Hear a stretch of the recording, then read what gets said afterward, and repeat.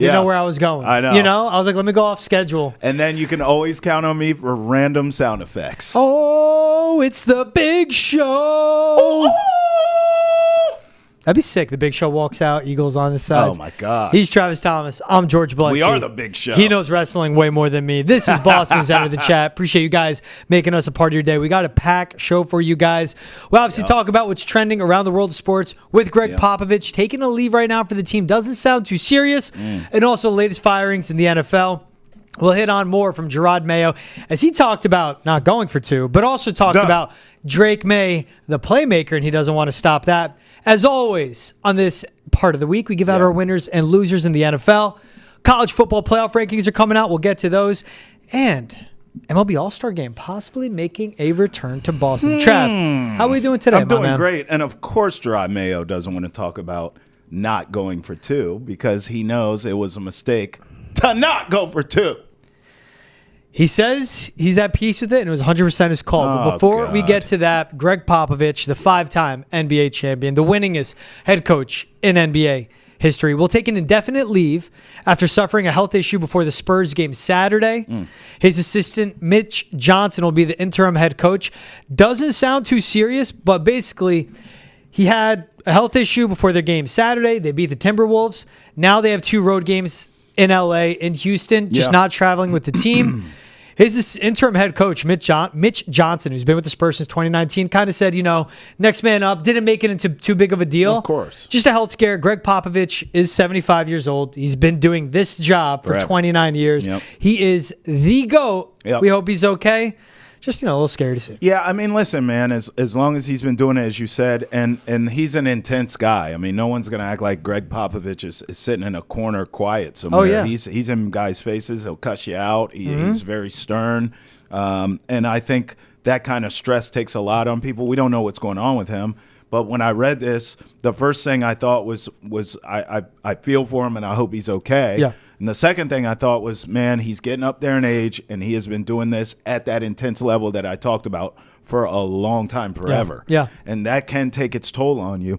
I'll say this, because I've been a hater of the guy for the last decade, ever since a dynasty's been done. And those older guys retired, moved on. Yeah. Parker, Duncan, the names. It's been downhill for the Spurs. And at one point, I would say now I've been banging this drum probably 2 or 3 seasons where I thought it was time for a new voice anyways. I just felt like the Greg Popovich act had worn thin to me in terms of the grumpiness. We saw it here in New England forever with Belichick. Popovich is cut from the same cloth, George. Yeah. Just sort of grumpy and doesn't give you anything in the media, and he's just so domineering in that way. I thought it had grown tired, and it was time to move on. And then they get Wemby. And it's like, well, who else do you want to develop teach him how to players? play. Than Greg Popovich. I look, even as a hater, I'm like, there is no better franchise, really, led by him, of course, that develops talent. Yeah. So now, I look, I don't know. We'll see what comes of this, health-wise. Yeah. If he's able to continue coaching this season, obviously you want him back. But I think the Spurs have to start thinking about the future of that organization. I do. It's time. They have a young team. They have young talent. They're one of the Greg's biggest names in the world. He's having health issues here. Yeah. It's just time. It doesn't mean you just fire the guy. He could be in the front office. He could run things. But I think it's time to start having – day-to-day is different. I think so. I think it's time to start having different conversations. We'll see what this guy does filling in for Popovich. I love – you can't find – he doesn't have a wiki page, Mitch Johnson. Of course he doesn't. I think he graduated from Stanford in 2016, so he's my age. Yeah. 30. He's been with the Spurs since 2019, had a little bit of a pro career internationally. Sure. But I looked up his Stanford stats. All 4 years, 30 minutes a night, basically played 30-plus games, only averaged like 6 points a game. He sounds like he'd be a Spurs interim head coach. He does, and the just fact, smart. Yeah, the fact there's get on the floor, but not be a scorer. The fact there's no info on him is not shocking either, right? Because it's Belichick, right? I mean, we're literally it's Belichick and Pop are some of the kind of now coaching's changing in a lot of ways, but those two represent the old guard. When I heard Mitch Johnson, I was picturing like a Quinn Snyder looking guy, more white hair, and I'm like, wait, he's like my age? He's younger than Chris Paul. For the team short term too. He sounds like he knows his stuff. Yeah. It's obviously Spurs coaching staff. You also have Chris Paul on your roster. Yeah. That's another interim coach you have right there. So hope Pop gets good. Hopefully he's good. You never know. I would guess. Look, they're not making it too big of a deal. They're That's not making the thing. a big You deal. see That's the what I was quotes. going to say. It's not like, I just hope he can get back to coaching. Right. It was just like, hey, next man up, I'm going to take That's over. right. So But I do important think thing. big picture, the Spurs need to kind of start having internal conversations. Yeah. With it, I mean, you haven't heard this happen to Pop. He's been doing it for 29 years, man. He's the greatest coach of all time. All right, talking about head coaches that are fired, the Saints finally got rid of Dennis Allen.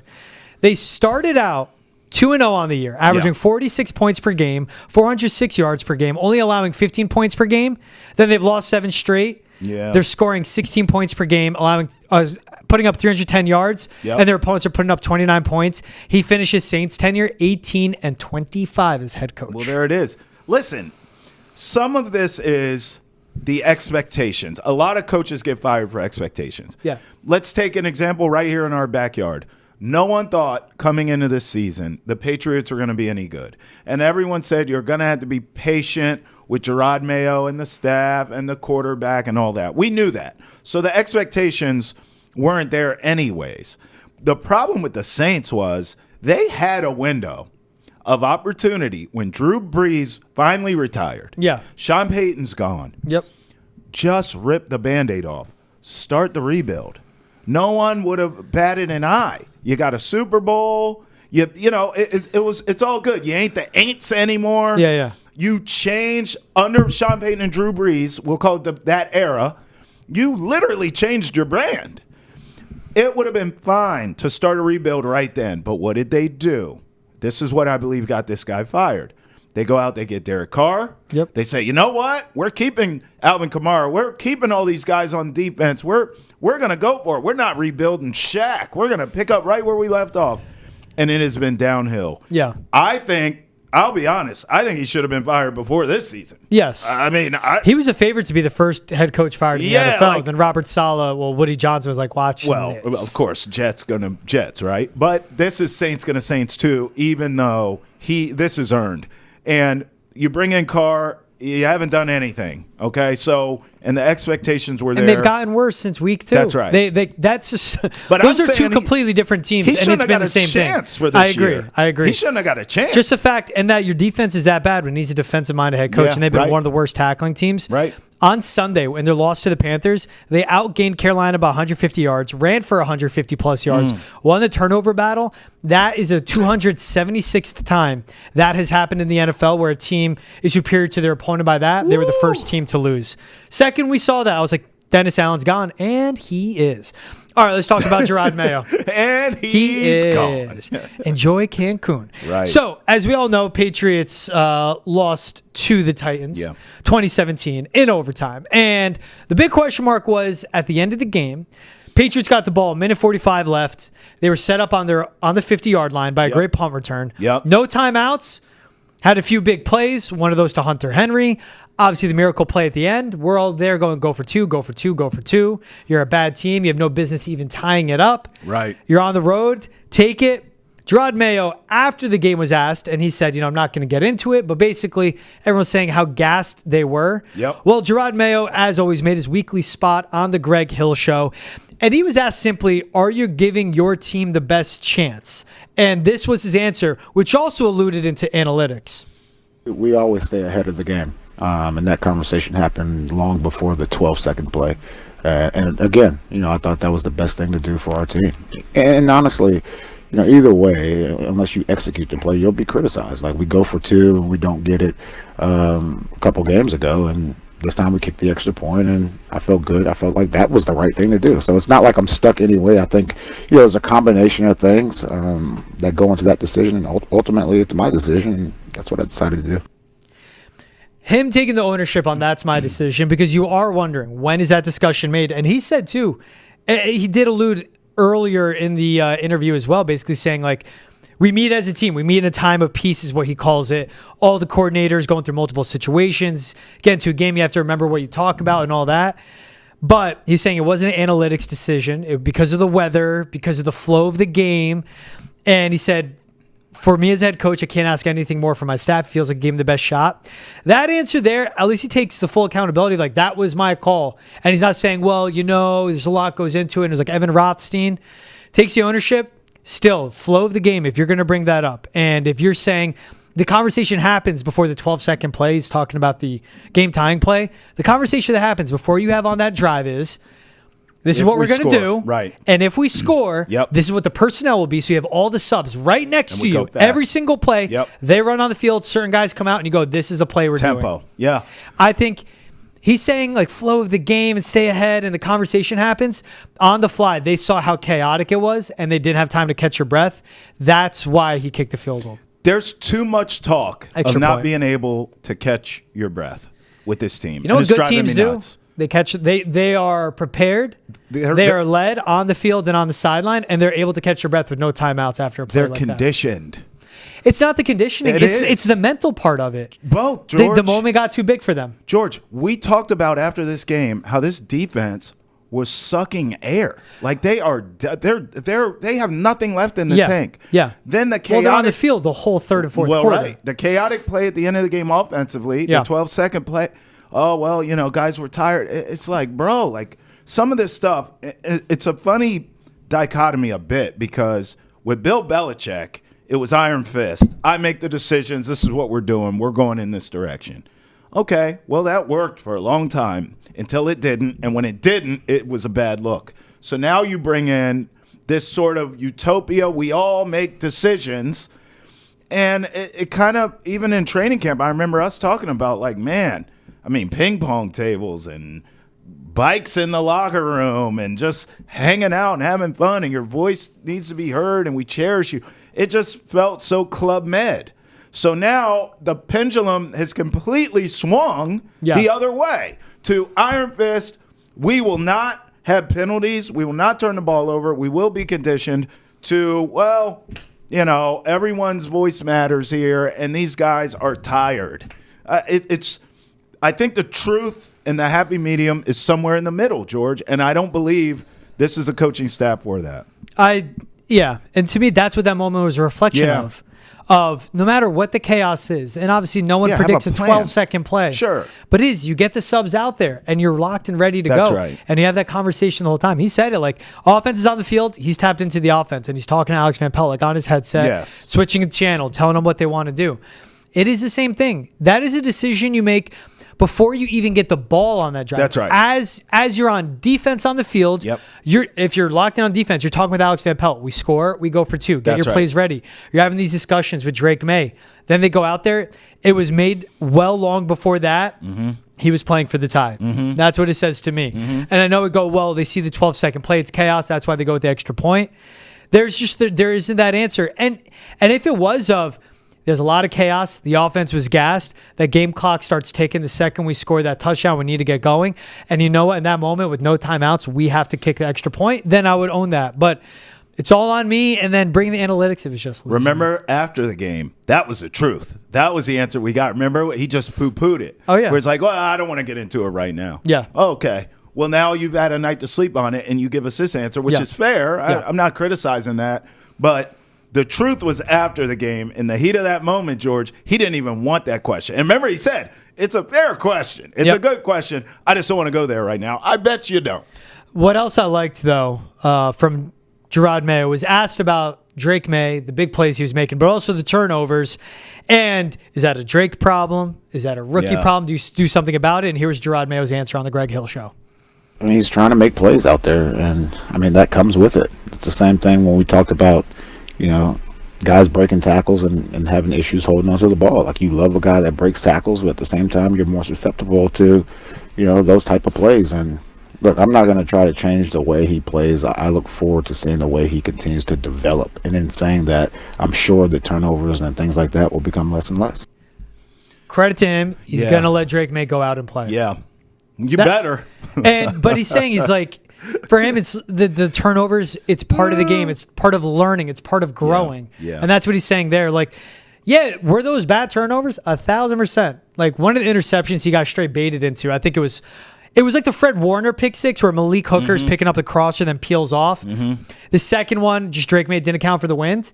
Look, you learn from failures, which I'm big on. He knows Drake May learned from that. And for him, he's like, I'm not going to change anything about him having that game-winning mentality, that big play mentality. I got to do something for my team and make a big play here. I got to be a gunslinger. He was still smart with the ball. His legs, he was the offense. And he's like, I'm not taking any of that away from him, which I do like. I'm holding these turnovers to a grain of salt, and here's why.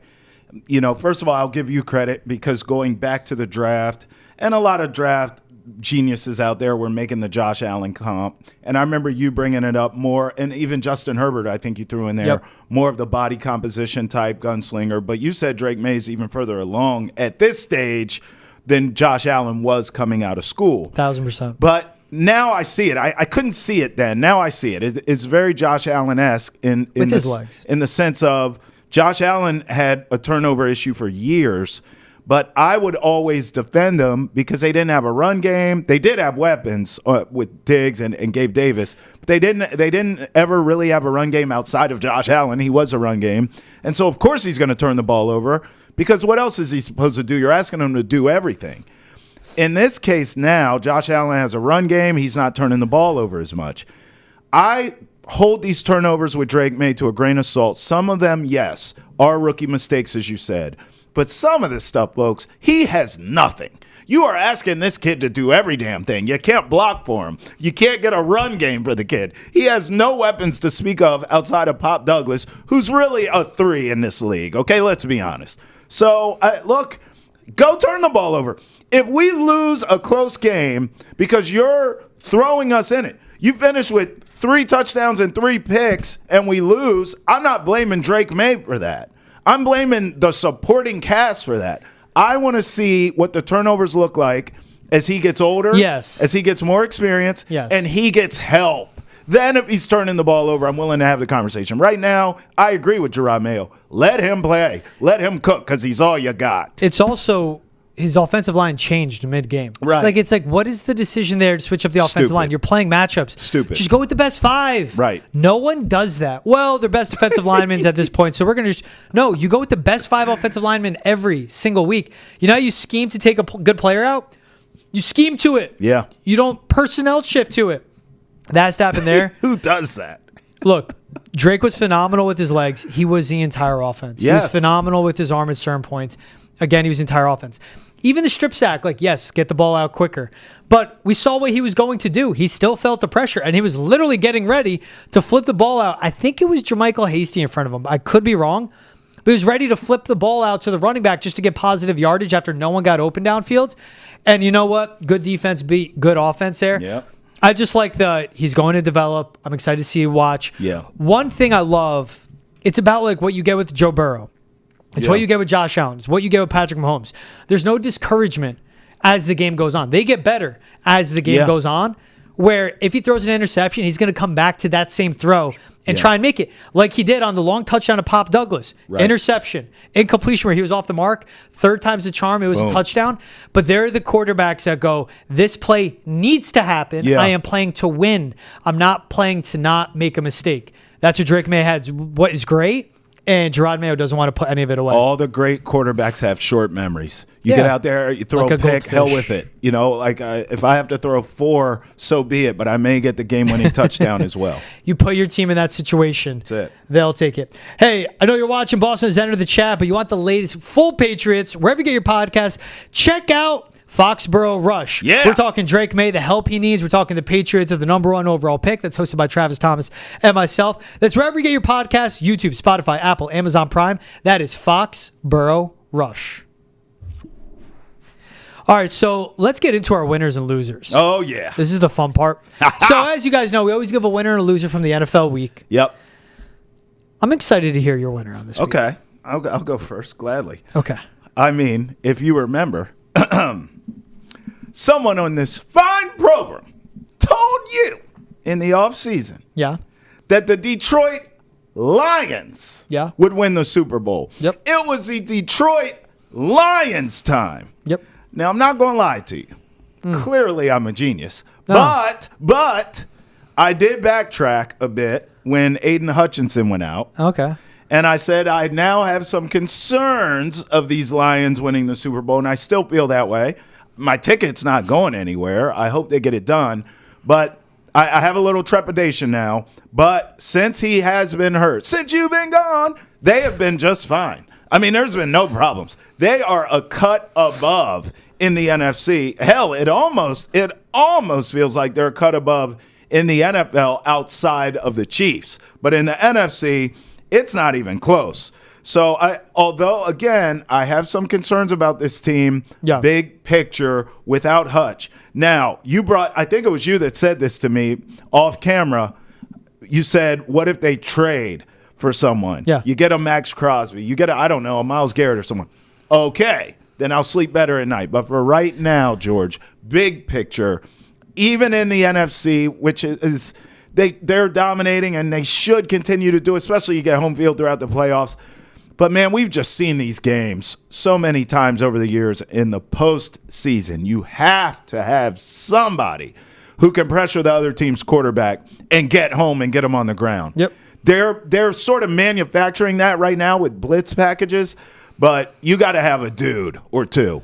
And that right now, I don't believe they have that, but they're my winners for basically beating the hell out of Green. I mean, you go into Green Bay, it's raining. Windy, cold. It's nasty. You're a dome team. Right. Jared Goff at home. That should be advantage. Yes. Packers. Yes. Now, I know Jordan Love's banged up. And to be honest, I said they beat the hell out of them. But I feel like the Packers hung in that game best they could. But the Lions are a cut above everyone. And that is a huge win for them.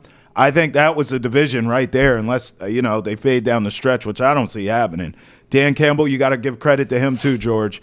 Having these guys believe the Lions are my winners. They're a juggernaut. Just think about, because of them obviously playing in a dome and their road games being Arizona, Dallas, Minnesota. Yeah. Their first 7 games of the season were all indoors. Yeah. They go to Lambeau. This is one I circled. Early in November, you never know the weather they could get. If it was a week later, it could have been snow. Sure. For them to win 24-14, they didn't allow a touchdown to the Packers until maybe 3 minutes were left in the game. Yeah. And the ground game of Jahmyr Gibbs and David Montgomery had almost 140 yards on the ground. Goff was efficient. Amon-Ra St. Brown was great. Yeah. But their defense dominated. It was 24-3 at one point. Yeah. That's what says to me, against the Green Bay Packers at home, a team that's used to that weather, this was a huge statement win by the Lions. I think it's the division. Dude, they've won at Minnesota, at Green Bay. Woo. So it's 2 straight road games in their division. Now, Minnesota's in a dome. That's a really hard place to play. Yes. Think about the degree of difficulty for their wins, too. That's tough. I mean, they were just outstanding to me. The way I put this Lions offense is it's Ben Johnson and Jared Goff are conductors. Yep. And whatever music you want to hear, whatever song you want played, they can signal to it and get that instrument to go with an elite instrumental person. Yeah. Artist, musician. There we go. It took me a while. No, but you're it's... there. Okay, we have 3rd and long. We need a chain mover. Amon-Ra, Sam Laporta, even with Jameson Williams out. Hey, we're going to control the clock, not have any turnovers, play smart football. What they did, David Montgomery, Jahmyr Gibbs, short, explosive. They do it all. Real quick before we get to your winner, I'm looking at the schedule here, George. They go to Houston Sunday night this week. That's a big game. Yeah. Jacksonville, at Colts, Chicago, Green Bay, Buffalo, Chicago, at San Francisco. Yeah. And then Minnesota. I mean, it's still a daunting schedule. Like you talked about some of the games they've had so far. Houston where they at home. Impressive. Their schedule doesn't really ease up. I mean, obviously you got a Jacksonville and a Colt in there. But outside of that, I mean, it's hellacious. It's big they get that Bills game at home. End of the year. It is. That one in Buffalo, that one could be tough. Yep. Hey, man, lock up home field. Detroit's a hard place to play. Yeah, no one wants to go there. They're still a dome team, but they're elite, not even in the dome. Who's your winner? Ravens. Oh, King Henry. Put up 41 points on the Broncos. And they had 208 yards in the first half, but only ran for 24. Like Lamar went off, finished with 3 touchdowns, had a perfect passer rating, and they were up by 2 touchdowns at half. Then they exploded with the run game in the second half. This was a Broncos defense allowing 15 points per game, 282 yards. Yep. The Ravens scored on 7 straight possessions. And on those 7 possessions, which got them the 41 points, they had 441 net yards. Golly. You see everything they were doing. Lamar was perfect, wasn't scrambling, everything from the pocket. Even on plays when I thought he was going to rush, It was one of his first touchdown passes where there was a wide open running lane multiple times. And I said, how does he not go for the first down? Was patient, finds an open receiver.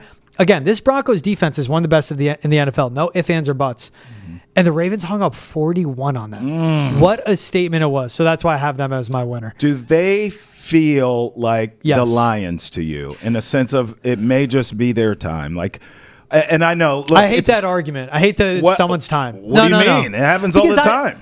Because why hasn't it been the Bears' time? Like, they've sucked since '85. I'm never going to do it's their time. They're due. The construction of the Ravens is why I love it. And also, I mean, their time. They won a Super Bowl not too long ago with Lamar, right? There is Lamar's due. No one's going to win because they're due. I hate that argument so much. Betting, making picks, but I get why you float that out of like, it's their time.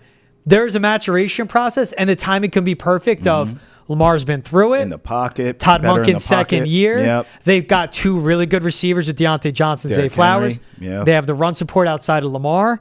And this defense is just good enough. They need to make an addition or two on the defensive side, if you ask me. They really do. Yeah. But not because it's their time, because of how they're constructed right now. I really like this Ravens team. I just wonder because – I felt this way last season that the Chiefs, they're not the same. Someone's going to knock them off, and all they did was win another Super Bowl. Yeah. Lamar has not been able to beat Patrick Mahomes in the playoffs. And I just... He becomes a pumpkin in the postseason. That's what worries me. But then here's a question. Does Derrick Henry, is that what they need to push him over the top now? Because they can control the clock, and it does take pressure off. I do like it. You got to keep him healthy, obviously, and they're doing a good job. I feel like he leads the league in carries. Yeah, but he's not. Yeah, but it's when you watch those games because we've watched a couple of those games now. It doesn't feel like a laboring. No, like times in Tennessee. Oh yeah, I mean it was laboring Derrick Henry because he was the alpha and the omega. This offense in this system helps him out a ton. Yeah, there's like you said, Lamar was going off in the first half, and then you run Henry. It's a little more pacing of Derrick Henry, it feels to me, even though he leads the league in carries. All right, who is your loser of the week? Oh, I mean, this was easy. Jerod Mayo and Elliott Wolf. Package deal. Bro, you got to go for two. I'm sorry. Everyone tells me that the both of yous have all this job security. Okay, well, Jerod Mayo, if you have job security, which I don't believe, but let's just say you do, go for two. Yeah. Send the message to your team. Look, man, I'm rolling the dice. What do we say about Dan Campbell all the time? Man, he rolls the dice too damn much. That team believes in their coach, and they play like it. Now, they have a talent discrepancy, Detroit and New England. Vast. Don't get me wrong. It's vast. But the message is still very clear. When they didn't have all that talent, it took Dan Campbell a minute. They were a bad, tough-as-nails team when he first got there. Remember the introductory press conference, biting kneecaps and all that nonsense. But he actually believes that. And he coaches that way, going for it on fourth downs, going for two-point conversions to win the game or lose the game, but going for it. I think Jerod Mayo had a real chance there to go out and send that message to his team. I throw Elliott Wolf in here because of the lack of talent, but also – here at the trade deadline, there's all these rumors of all these, the Patriots could be sellers at the deadline. Half of these names they re-signed in the offseason. So it's like, bro, between re-signing these guys who you may trade, your draft class, which outside of Drake May hasn't done Shaq, but Drake May was an obvious draft choice. Anyone could have made that. That's thrown against the dark. Oh, best quarterback available? Yeah, we'll take him. Again, their fourth pick of the draft was benched once again. That's what I'm saying. Yeah. I'm saying the whole draft class outside of Drake May. Oh, I mean, Jalen Polk was a non-factor. Caden Wallace is injured. Yes. Layden Robinson started was benched Baker can't get on the field. Like, bro, I just think Mayo had a real shot to go for two there and to send a message, win or lose. Yep. And then Elliott Wolf, this draft class is trash outside of Drake May. That was an obvious pick. Half of these guys you re-signed this offseason are now allegedly on the trade block. Yep. This is a mess.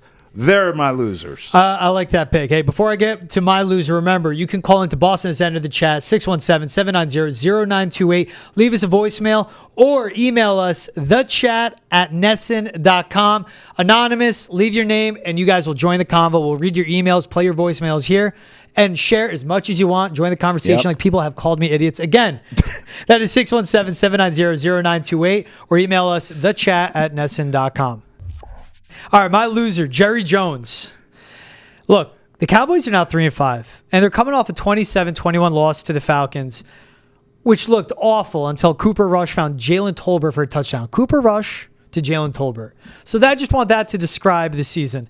Ezekiel Elliott was told to stay home because of habitual tardiness, and he didn't take the news of being inactive well. Your offensive line stinks. And meanwhile, like a huge loss was your center who's playing for the Commanders. Your defense stinks. Yes, banged up, but they've sucked since the beginning of the season. Facts. Oh, and your defensive coordinator is now the head coach of the Washington Facts. Commanders, And who they're winning. look like one of the best teams in the league. Yeah. And you now have Dak going down with the hamstring injury. Look, and this is all after Jerry Jones waited and went all in on the offseason and waited to make Dak the highest paid quarterback, to make CeeDee Lamb the highest paid wide receiver. And again, you lose to the Falcons when you're never in the game, and then Dak goes down with a hamstring injury. My loser of the week is Jerry Jones, bar none. Yeah, we've been saying, how long now have we been saying Jerry Jones needs to get out of his own way? It feels like forever. But how do you can't fire the owner. You can't, like, what do you do? There's nothing you could do. The only person that can do anything is his son, who seems to kind of have a clue. But he doesn't. But it's his son. I mean, there's only but so much you have can a clue, say. but if the ultimate decision maker that Right. can override anything anyone says Is your dad. is a moron, Right. what are you going to do? Nothing. Exactly. And with Dak going down the hamstring, he's going to miss several weeks. Philly, Houston, the Commanders all coming up. That's 3-8. LL. That's Absolutely. 3-8. And you know what that means? Mike McCarthy, come on down. You're the latest contestant on You're Fired. He has to see Mike McCarthy through. If he didn't fire him Does this he? offseason, You just said he's off his rocker. I know, but This losing I streak. take logic. Why are you bringing logic into it with Jerry Jones? Well, I'm saying this You feel me losing on streak, that? though. Yes. If they lose all these, there's no way he's seeing it through. You know damn well he's firing him. What I even thought, I was like, is it Cooper Rush or Trey Lance at quarterback? Rush. Trey Lance hasn't played a regular season game in 778 days. sucks. As of today. Yeah. In the preseason, you look terrible. How many have they lost straight? 3 already, right? Yes. And then you said Philly, Houston, Washington. Yep. That's 3 more. Giants, who knows? I mean- without Dak, honestly, I'm thinking McCarthy might not see that damn Giants game, is my point. you lose to the Commanders Yes. against Dan Quinn, Yes. who is in your building. Yes. That's a firing. That's game what right I'm there. telling you. But I'm taking logic out of it. You and I have logic. Yeah. Think like an idiot. Okay, illogically, he fires him before this week's game against the Eagles. Could be today. Wait till Thursday. Could be. Wait till Thursday and fires him. All right, man. So college football playoff rankings are coming in. Let's give a quick prediction. I want to hear yours. Oh, you know I love me some college So remember, ball, this baby. is the first 12-team format. Top Yes. 4 teams get a bye. Yes. Then seeds 5 through 8 host seeds 9 through 12, which I absolutely love. Home playoff college football games? You absolutely what? I absolutely love. I almost dropped an F word in there. Who do you? What's your top 12? I'm not giving you no damn 12. What? I'm going to tell you my takeaways because I've been watching all these games. I'm telling you right now, obviously the Oregon Ducks are going to be one, and I get it. Right now they feel like a cut above everyone else. Yep. And, we were just talking about the Lions for my winners for the Week 9 in the NFL. Oregon kind of feels like the Lions of college football in a way. Right now, they're a cut above. But much like I have trepidation, even though I bet on them, I have trepidation of the Lions actually getting it done, getting to the finish line, looking the way they look. I feel that way about Oregon as well. I mean, I have a Dylan Gabriel Heisman ticket, which technically is Same. alive. I don't think he's going to get it done.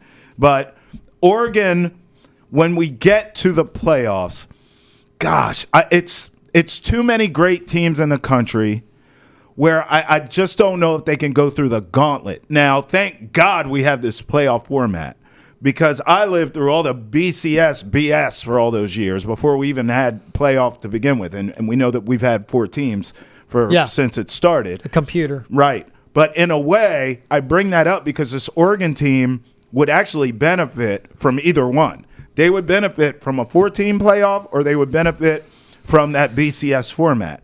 What worries me about them a bit is the ability to be able to continue to have the season they're having and then get in the playoffs and extend that and dominate. They are right now a cut above, but they don't feel invincible to me. They don't feel like a juggernaut. You start looking at, I think Miami's going to get a lot of love in this thing. But Miami's had such a soft schedule.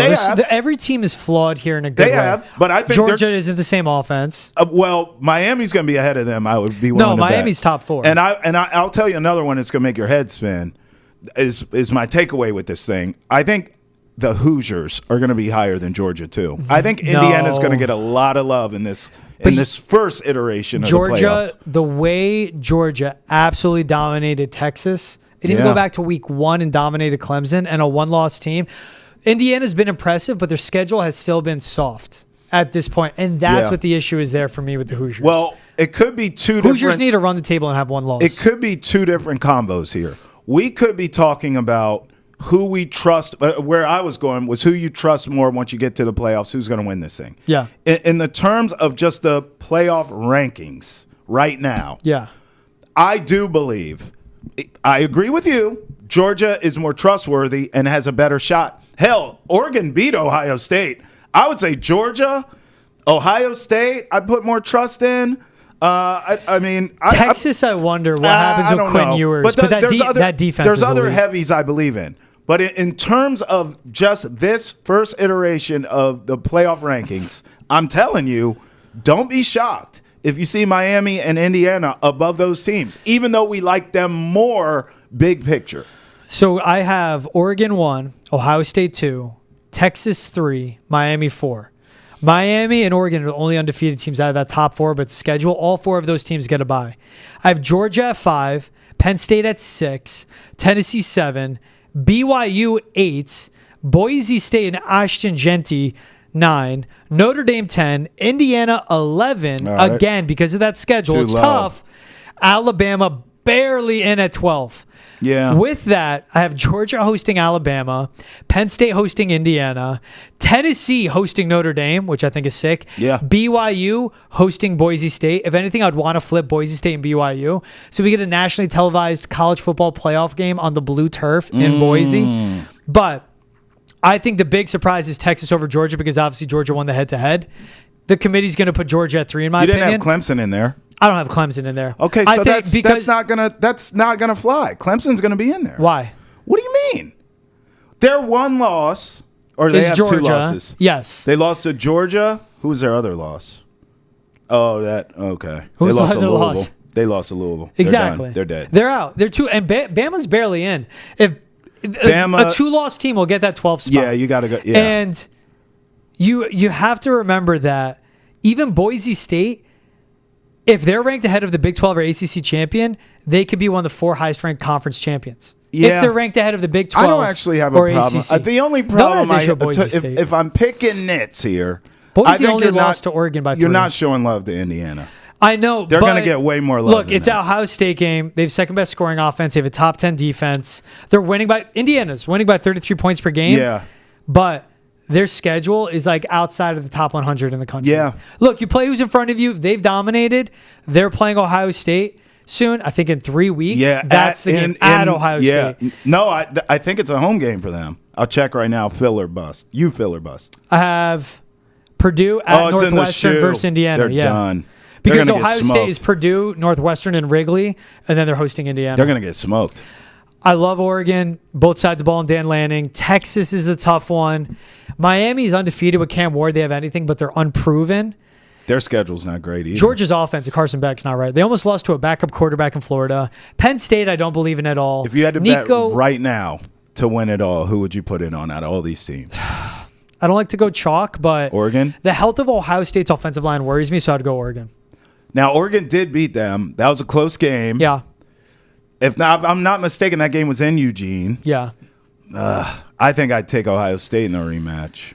Oregon beat them by 1 point in Eugene. It was 1 point in Eugene. Eugene. And it came down to Will Howard having a complete brain fart. Yeah. But also Dan Lanning making the most galaxy brain move at the end. Oh, that's right. Remember the extra man on the field, 8 clock? Ohio State had to take that. He's a great coach. So he is so good. And Dan Lanning gives me a big bump on that. That's why I believe in them a lot. Facts. And even think of like Boise State's 1 loss was to Oregon by 3 points. That was an early season Oregon before they had the stuff figured out. Yep. Notre Dame's 1 loss is to Northern Illinois. So who's a sleeper in that group? Like, we both like Oregon chalk. I'm more on Ohio State than you are. BYU. We haven't been talking about them. I will not talk about them. They have wins over SMU, K-State. They're top 20 both sides of the ball. Yeah. They were disrespected. They were dogs against UCF for whatever reason, even though being in the top 25. No one's talking about BYU, including me. I'm not giving them justice.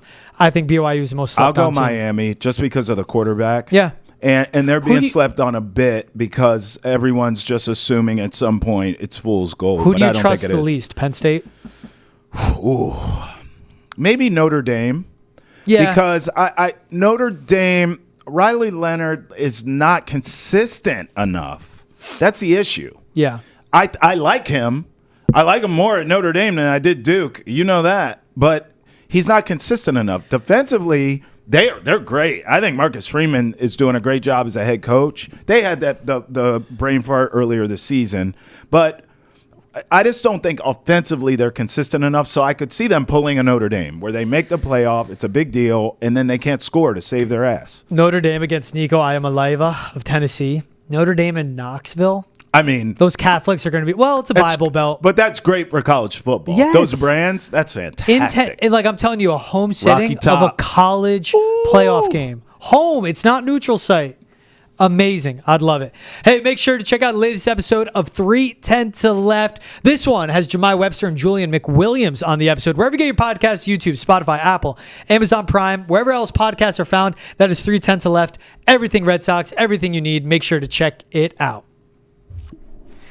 All right, so speaking of 310 to Left, speaking of baseball, 2029 MLB All-Star Game could potentially be heading Fenway Park's way. Yes. Rob Bradford reported on his latest episode of his podcast. The Red Sox are making a push to host a 2029 All-Star Game.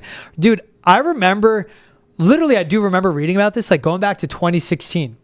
They're making the bid. So the only two future All-Star games we know, Atlanta next season, Philly the after. Okay. And when a league looks at can you host, it's not the ballpark. Of course they want to have Fenway, the setting. Sure. Can the city host it? Can the city handle it?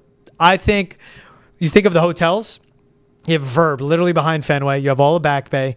Now with the Seaport being here and what that gives, Boston is the city that's ready. Hotel-wise, public transportation? No. Traffic? Hell no. I think it would be right, and it would be the 30th anniversary of the 1999 All-Star Game. I go down memory lane to that. I was a teenager watching that, and I'm not from here, so I can only imagine if I was from here how much extra it would have been. But watching from the outside looking in, Fenway looked badass, and it was just so cool. Yeah. I even remember the game where they honored Ted Williams before the game. Yeah, the all-century team. Pedro was dealing during the game. 5 strikeouts for 6 batters. But the memory we all have, all of us, the world remembers, is Griffey and McGuire hitting moon shots over the monster. It was fantastic. One of my favorite All-Star memories, actually, in my life.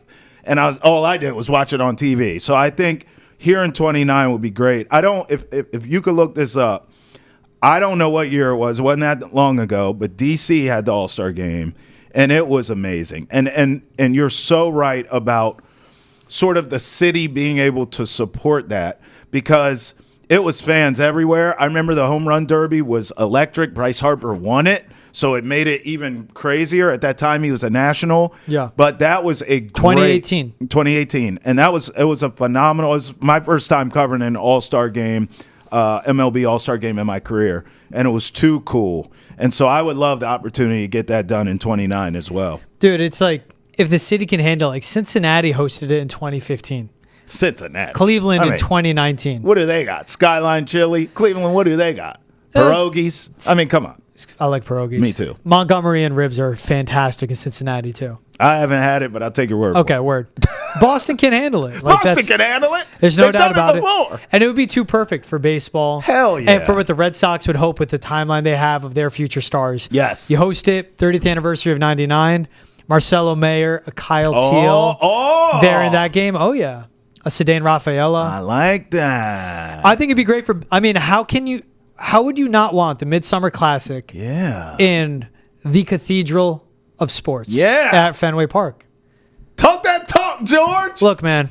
And Fenway, think about how far the Fenway area has come too. Yeah. All the bars, all the restaurants right in the area. Like, it's grown so much in the short time that I've been in Boston, let alone since 2016 when they've been making a push. It's going to happen. Attention powers that be here at Nesson. George and I would love to go live All-Star Week from Fenway. Huh? Genius. Well, we get the request in now, so then they can't say, well, you didn't have it. You asked us last second. No. We're putting the request in at the end of 24 for 29. So George and I would love to be live. Boston has entered the chat at Fenway for the entire All-Star Week.